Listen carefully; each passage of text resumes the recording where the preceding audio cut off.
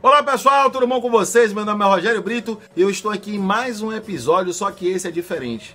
Esse vai demorar mais um pouco porque trata-se de um documentário a respeito de fast food. E se você gosta daqui do canal, dá logo o seu joinha porque vale muito a pena essa pesquisa, foi bem bacana fazer isso para trazer para vocês. Sei que demoram muito de fazer vídeo, só que agora o negócio melhorou. Porque em 2018 nós temos apoio de outras pessoas, apoio de algumas lojas de patrocinadores, onde melhorou a condição do nosso canal, onde nós podemos nos focar exatamente para a pesquisa gastronômica e trazer isso para vocês. A ideia do Faca Molada não é ser apenas um canal simples de trazer receitas, mas é também trazer para vocês a história da gastronomia e trazer à tona a verdade do que você come e como você se alimenta. Valeu pessoal, eu vou aqui e volto já logo depois da nossa vinheta e vale muito a pena continuar.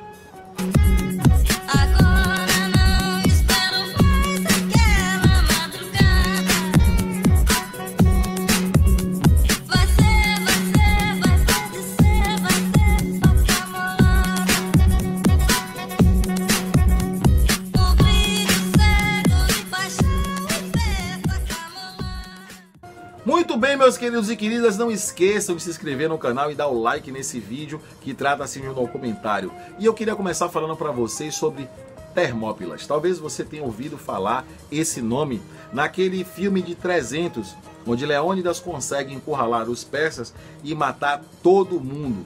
Mas não deu certo porque foi traído, mas a grande ideia era fazer daquela Termópila um lugar de vitória.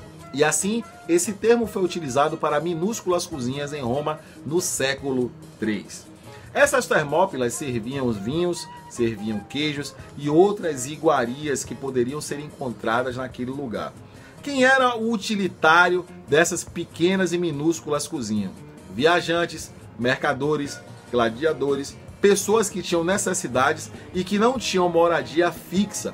Ou seja, não tinham cozinha em seus abrigos, se dirigiam para essas minúsculas cozinhas onde se alimentavam. Depois dessas Termópilas, começou a fazer espaços maiores, tomando um corpo maior, onde ganhou o nome de taberna, onde as pessoas bebiam, comiam e poderiam dormir também.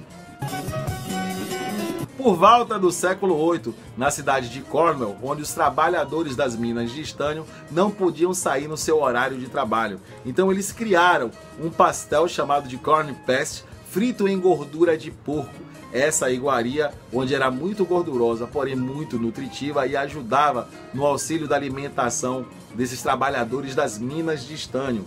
E isso virou um costume, que é o famoso pastel existente até hoje sobre a terra.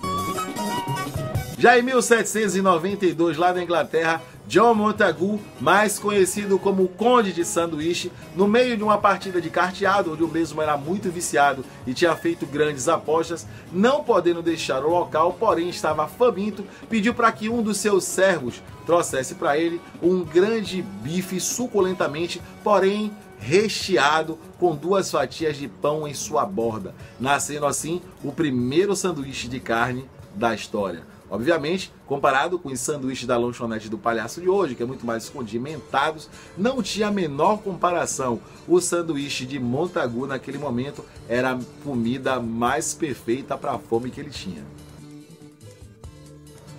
Na metade do século XIX, criou-se o primeiro serviço de self-service. Claro que isso foi muito aleatório. Se colocou várias bandejas nas cidades que estavam crescendo, onde as pessoas que estavam trabalhando iam com seus pratos e colocavam a sua alimentação, já estava pronta e quente. Claro que isso acabou se espelhando como uma mania, crescendo para várias fábricas e vários refeitórios, tendo hoje a cozinha industrial. Mas vamos continuar a nossa viagem. Já em 1886, John Pemberton, farmacêutico de profissão, durante uma crise de enxaqueca, resolve criar um remédio para que ele ficasse bom. Misturou então água gaseificada, noz de cola, extrato de folha de coca e fez a primeira bebida gaseificada de cor escura e muito rica em cafeína. Eu estou falando dela, a que não patrocina o meu canal, mas assim mesmo vou citar o seu nome. Refrigerante de cor escura chamado de cola. Sim, a famosa Coca-Cola foi criada nessa época, em 1886, por John Pemberton. E a linha do tempo da evolução do fast food continua. Exatamente, oriundo da Alemanha, Charles Feltman, ao chegar nos Estados Unidos, começa a fazer uma primeira experimentação. Começa a pegar tripa de porco e rechear com carne temperada com algumas iguarias, criando suas primeiras salsichas alemãs. Como ele não tinha dinheiro para comprar alguns talheres, começou a botar essa salsicha no pão e vender como hot dog. Essa moda pegou e no mesmo ano dos seus funcionários saiu e começou a fazer essas mesmas salsichas cobertas com o mesmo pão e agora acrescentando ketchup, o tempero que é tipicamente americano, vendendo isso em uma banquinha. Daí criou-se a primeira banquinha de hot dog dos Estados Unidos, que era de um alemão. Exatamente, em 1921, o grupo White Castle resolve fazer a primeira lanchonete de manufatura. E o que foi que eles fizeram? Espelhado no exemplo de Henry Ford, todo mundo sabe, Henry Ford foi o cara que começou a fazer os primeiros carros americanos. Ele tinha uma linha de produção bem interessante. Ford acreditava que o especialista era capaz de produzir muito mais em alta velocidade e produzir melhor, porque o cara era um especialista. Só para que você entenda uma coisa. Na fábrica de Ford, o cara que apertava parafuso, ele ia continuar apertando parafuso a vida toda. O cara que colocava o motor, o cara que colocava a porta, só ia fazer aquilo. Porque Ford acreditava que quanto mais você praticasse aquele hábito, melhor você ficaria. E assim, o grupo White Castle comprou a ideia de fazer o Bob's, uma das primeiras lanchonetes para serviço de fast food. Em 1952, Robert Falkenberg traz dos Estados Unidos exatamente para Copacabana a primeira franquia do Bob's, onde foi um grande sucesso. E isso foi no finalzinho da Segunda Guerra Mundial. Já em 1956, temos a primeira instalação da primeira pizzaria americana, chamada de Pizza Hut, onde foi instalada também no Brasil, dando seguimento nessa data também à criação dos irmãos McDonald, onde fez a primeira lanchonete do palhaço nos Estados Unidos e que dentro de pouco tempo tomou uma proporção mundial.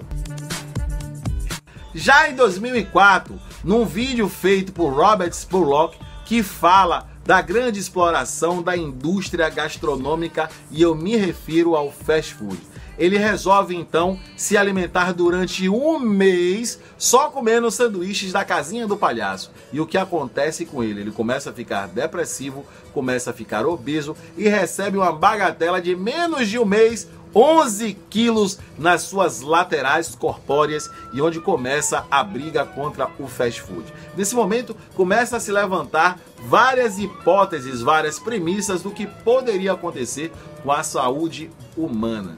Em contrapartida, nessa mesma época, Jamie Oliver, lá na Europa, começa a criar uma grande ideia da cozinha slow food, que já existia desde os anos 80. A grande ideia é que você traga comida muito mais saudável e saiba a procedência da comida que você vai comer.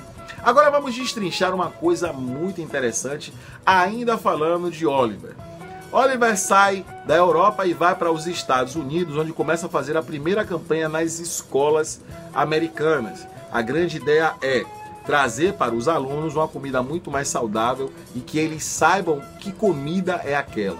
Até então, os Estados Unidos ainda é campeão de câncer em obesidade mórbida e morte súbita por ataque cardíaco. E nessa loucura de expansão no fast food, sabemos que a Casa do Palhaço vende 30 mil unidades de sanduíche a cada uma hora em escala global. Agora vamos embora acompanhar a ideia que eu quero trazer para vocês. Se a Casa do Palhaço vende sanduíches de 200 gramas de carne, eu estou falando aqui de frango, se ela vende 30 mil unidades, pense que montanha de carne de frango não tem que existir dentro dessa lanchonete para que você possa se alimentar. E isso tudo não é só culpa do fast food. Quanto maior aumenta a população mundial, mais se necessita de lucrar com isso. Vamos lucrar com a fome alheia, vamos lucrar com a miséria alheia. E é isso que as grandes corporações fazem. E eu não estou comentando isso aqui por fator político, é simplesmente uma grande verdade. Quando você começa a observar na sua postura de um cozinheiro que a sua função é melhorar a saúde das pessoas pelo que você sabe fazer e tem dom para fazer, você começa a pesquisar e a se informar muito mais. Vamos falar então a respeito dos galináceos. Se você não sabe, fique sabendo. Os galináceos de granja são abatidos dentre as idades de 28 dias a 35 dias. Em sua grande maioria, todos já estão obesos e nem conseguem se locomover. E eu não estou falando aqui simplesmente porque eles comem aquela ração de crescer e engordar, não. Eu vou contar uma história para vocês. Durante meu primário, teve uma feira de ciências na minha escola, onde foram doados filhotes de galinha de granja. E eu trouxe alguns para casa. Meu pai já criava galinha de quintal, criava galo, criava porque ele gostava daquilo. Então era muito comum ter bicho no quintal de casa. Então eu trouxe 2 exemplares desses filhotes de galinha de granja e deixei no quintal junto com os filhotes da galinha da terra. O que aconteceu? Em menos de 30 dias, os filhotes das galinhas de granja já tinham tomado uma proporção corpórea enorme. O interessante é que esses filhotes ficaram do tamanho de galinha, só que eles não cacarejavam, eles piavam. E eu comecei a perceber que eram filhotes grandes, com menos de 30 dias. Enquanto isso, os filhotes da galinha da terra não tinham nem menos da metade do tamanho daqueles filhotes que eu tinha trazido. Quando minha mãe resolveu abater um daqueles e me mostrou que o coração daquele frango já estava todo tomado por uma capa enorme de gordura. A grande observação que devemos fazer é o seguinte: durante aquele período de 30 dias, aqueles frangos filhotes que eu trouxe tinham tomado uma proporção enorme. Isso quer dizer que não foi a ração, não foi o milho que eles se alimentaram, e sim a genética do frango já estava alterada. Podemos então responder por que crianças de 9 a 11 anos estão tendo a sua primeira menarca. E o que seria isso? Menarca nada mais é do que a primeira menstruação do ciclo feminino. Logo, as crianças de 9 a 11 anos também estão engravidando, porque os meninos de 9 a 11 anos já estão com pelos pubianos e estão desenvolvendo espermatozoide, uma coisa que não era comum na década de 40, de 50 e de 60. Depois desse grande boom que aconteceu com o fast food, temos o primeiro caso nos Estados Unidos que se fala de câncer. E o que seria isso? O câncer nada mais é do que a falha em uma proteína que tem no corpo de todo mundo chamada de P56. Essa falha na correção da genética e do genoma humano origina-se o primeiro câncer. E por que isso acontece? Uma alteração no DNA de cada ser humano, que pode ser corrigido, e quando você desenvolve esse câncer, porque não foi corrigido.